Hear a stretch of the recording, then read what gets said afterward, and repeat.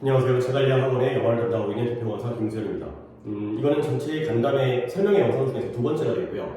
현재 중3, 즉 예비 고1 학생들이 대학에 입시에 임하는 2028학년도에서의 입시 변화에 대한 확정안이 되겠습니다. 지금 영상을 찍고 있는 건 2024년이고요.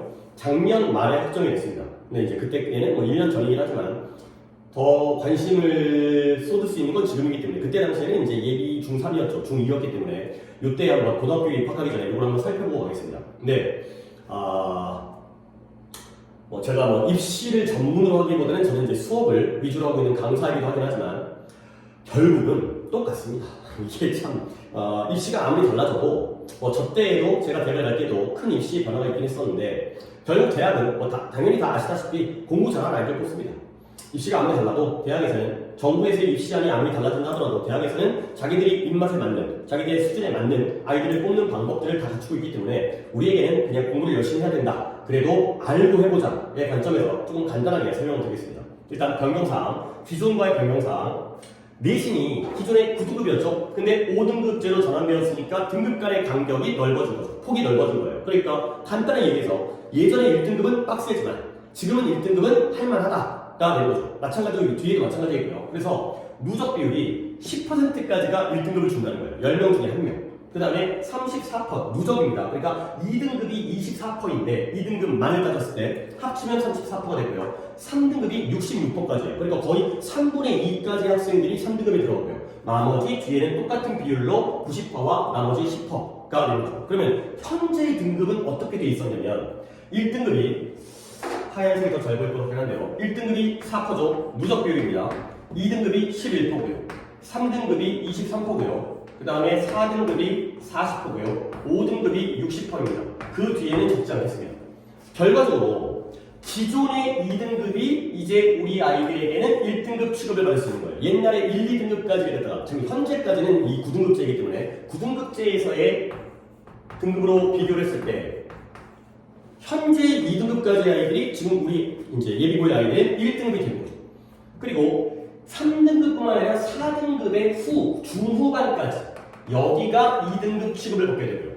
그리고 6등급까지가 3등급이 되는 거죠. 그러니까 내신에는 약간 등급에는 상향이 이루어질 수밖에 없겠죠. 2가 1이 되고 그 다음에 4가 2가 되고 그리고 6이 3이 되는 게 되겠습니다. 이제 당연히 이제 등급제가 5개로 바뀌었기 때문에 이제 이렇게 되면 내신을 따기가 쉬워지겠네. 물론 맞습니다. 그러니까 등급이라는 게 1등급 따는 난이도와 2등급 따는 난이도는 당연히 쉬워지겠죠. 그리고 내신에서는 이게 어떻게 현장에 적용될지까지 모르겠지만 객관식을 좀 지양하라고 했어요. 객관식 내지 말라는 거죠. 그 다음에 논서수용, 물론 지금도 객관식과 서수용이 나오긴 하지만 비율은 학교보다 약간의 차이가 있지만 8대2 정도입니다. 7대3의 학교도 있고 그 다음에 9대1의 학교도 있긴 하지만 원래 객관식이 80, 그 다음에 서수용이 20 정도의 비율인데 지금 정부에서는 논수령과 서수용을 좀 더 강화시켜라. 배정을 갖다가 배점을 더 높여라. 라고 이제 권고를 하고 있어요. 그리고 이게 가장 중요한데요. 원래 입시안에서는 이 내신을 절대평가로 시행을 하고 있어요.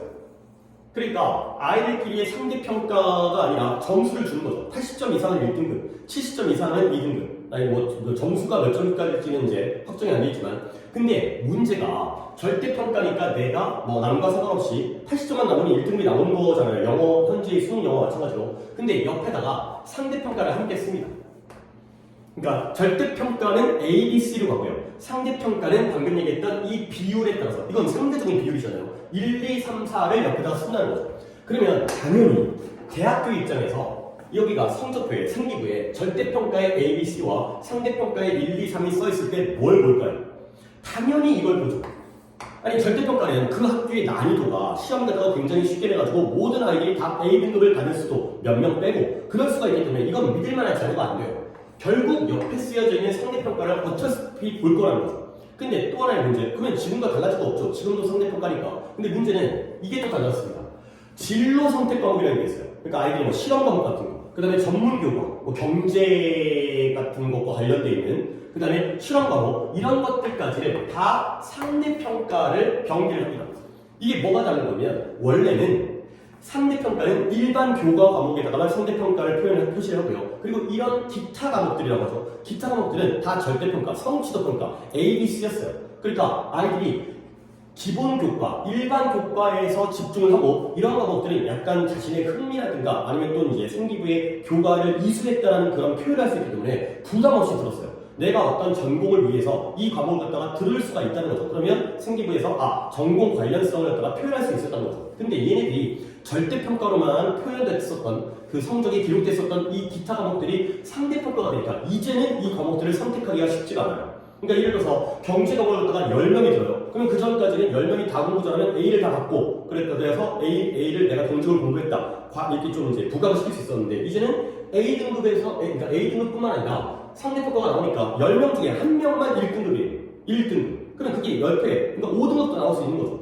그러니까 이런 과목들을 갖다가 자기가 선택하기가 쉽지 않다는 거죠. 예전에는 조금 지적 호기심이라든가 아니면 전공 관련성 때문에 다양하게 선택했던 이런 기타 과목들이 이제는 상대평가가 기록되어지기 때문에 쉽게 선택을 못하고 그러면 어떻게 되죠? 많은 수강생들이 듣는 그런 과목들을 선택할 수밖에 없게 되는 그런 결과가 되겠습니다.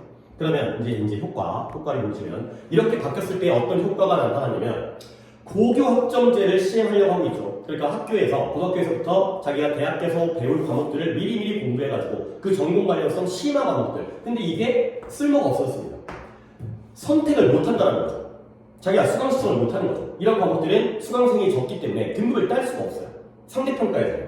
그리고 이 부분은 조금 잘 모르겠어요. 왜냐면 일단 내신을 따기가 쉬워졌기 때문에 기존에 우리가 어떤 상위권 학교 있죠. 뭐 특목고라든가 뭐 외고라든가 아니면 그 학교 일반계 고등학교에서는 뭐 자율고, 자사고 이런 학교를 갖다가 이 내신 때문에 선택을 못한 부분이 있었잖아요. 근데 이제 내신을 따기가 좀 수월해지니까 명문고에 대한 선호도가 상위 학교에 대한 선호도가 증가할 거라고 생각이 되는데 이 문제 때문에 그건 잘 모르겠습니다. 왜냐면 그 상위 학교에서 이렇게 일반 교과를 이렇게 하는 건 유리하죠. 많은 아이들이 등급이 좋아질 수 있으니까. 근데 그 학교들의 경우에도 이런 기타 과목의 경우에는 기타 과목은 굉장히 좀 인원이 안 그래도 적은 뿐더러 기타 과목들은 더 인원이 적기 때문에 그 학교들 가는 게 유리한지는 조금 미지수가 된다는 거죠. 결국 이제 등급을 5등급으로 이제 합쳤죠. 9등급제를 5등급제로. 그러니까 내신 따는 게 쉬워진 것 같긴 하지만 더 대비할 과목들은 많아졌다. 상대평가의 영향력 때문에 이런 것들이 더 까다로워진 부분은 분명히 있다. 정도가 되겠습니다.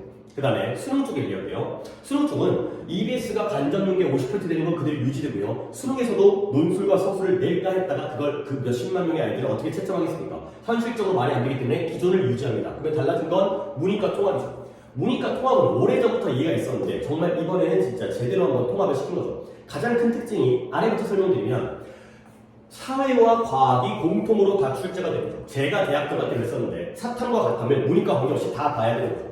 그러니까 이제 물론 여러분 어머니께서 아시다시피 이과 가는 애들은 다탐을 2과목을 문과 가는 애들은 사탐 2과목을 물론 교차로 듣는 경우도 있긴 있지만 일반적인 경우에는 그랬었는데 이제는 문과든 이과든 사회 과목 다 공부해야 되고 그 다음에 과학 과목 다 공부해야 되는 거죠. 물화생지 다 공부해야 되고 그 다음에 사탐의 11개 과목을 다 공부해야 되는 거죠. 물론 뭐 깊이는 좀 더 얕아지긴 하겠지만 폭은 넓어지는 거죠. 공부의 폭은. 그리고 이렇게 통합사회, 통합과학에 대한 예시문항이 발표가 되는데요. 사회와 과학에 대해서 다 전반적으로 단편적 지식을 갖다가 요구한다기보다는 통합적 지식. 그러니까 이 과목들을 연결시킬 수 있는 거죠. 경제와 지리를, 그 다음에 뭐 정치와 환경을, 이런 것들을 문화를 연결시키고요. 그 다음에 데이터를 분석하는 능력이 굉장히 요구되어져요. 그러니까 이제 AI 시대의 챗 GPT 시대이기 때문에 아이들이 데이터를 암기할 필요가 없고 그 데이터를 어떻게 활용하느냐 그것이 이제 요즘 우리 아이들의 어떤 덕목이잖아요. 그런 부분들을 활용한다. 예시문항이지만 방향성은 괜찮은 방향성인 것 같고요.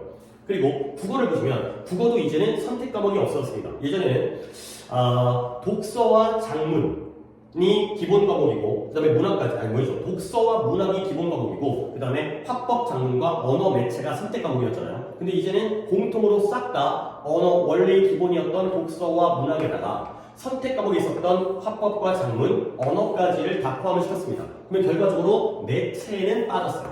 그러니까 학습량은 조금 줄었다. 물론 제가 국어의 전문가가 아니기 때문에 이건 그냥 나와 있는 부분들까지만 전달을 드리겠어요. 자, 그 다음에 두 번째, 수학도 선택 과목이 없어졌죠. 원래 대수와 그 다음에 이제 미적 원, 여기까지가 수, 원, 수, 투였는데 거기에다가 확통 선택 과목이었던 확통을 포함시키고 그리고 또 다른 선택이었던 미적과 미적2와 기하를 제외를 시켰습니다. 그러니까 역시 이것도 수학의 약간 학습의 양이 좀 줄었다. 근데 우리 대부분의 예상은 이과 학생인데 미적 투합 기하를 안 하고 갈 수가 있을까? 그래서 심화 수학이라는 걸 추가해가지고 이걸 갖다가 집어넣지 않을 거라고 예상했는데 정부의 협정안에서는 이것도 제외를 시켰습니다.